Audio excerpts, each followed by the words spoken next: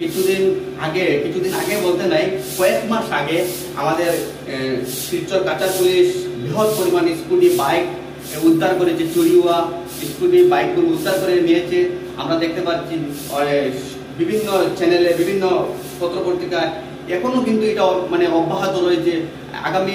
গতকাল রাত আমাদের বাগা এলাকার একজন বাজাজ ফাইন্যান্সের যে কর্মী অজয় নাম বলে যে যুবক, সেই যুবক আফসানা স্টোরে সেখানে এসে তার ডিউটি পালন করছে 2 বছর থেকে, কিন্তু হঠাৎ করে কাল সে সেখান থেকে ডিউটি ছেড়ে বিষ্ণুপুরে তার মামার বাড়ি গিয়েছিল।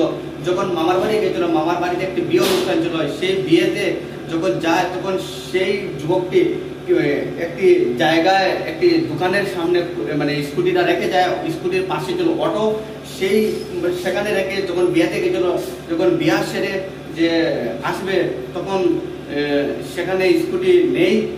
তখন অনেক খোঁজাখুঁজি করছে, স্কুটি পাচ্ছে না। শেষ পর্যন্ত আজ সেই যুবকটি তলায় থানায় একটি এফআইআর করছে তার স্কুটিটা পাওয়ার জন্য।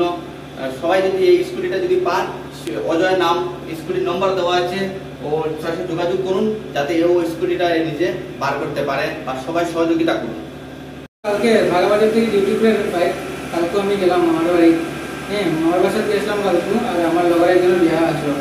তো কালকে মোটামুটি 9টা সাড়ে 9টার সময় বিষ্ণুপুর গেছি। বিষ্ণুপুর গিয়ে আমার গোলাম মামার দোকানও বারান্দার স্কুটি থইয়া আমি বাড়ি থেকে ড্রেস চেঞ্জ করিয়া বিয়াতে আসলাম। বিয়ার থেকে আয়া 11টা সাড়ে 11টার সময় আইছি। আবার পরে তো আমি বারান্দা দেখছি স্কুটি আসলো, আর এসব তুফান দের বাতাস দের আমি গেছি গিয়ে বাড়িতে গিয়া তো নানি এখন ড্রেস লেট হয়ে গেছে, দেওয়ার দরকার নাই, রাখে গেছে। কালকে সকাল দিবাই থাকি গেছি। পরে গীতা সকালে উঠছে, তো আমার ছোটো ভাইবু গেছে মসজিদ, ভাইবু এগিয়া করে স্কুটি দোকানও নাই দেয়া। ওরপরে বিছনা থেকে উঠিয়া দৌড়াইয়া দেখি রাস্তা বিষ্ণুপুর খুঁজে গেছি নাই।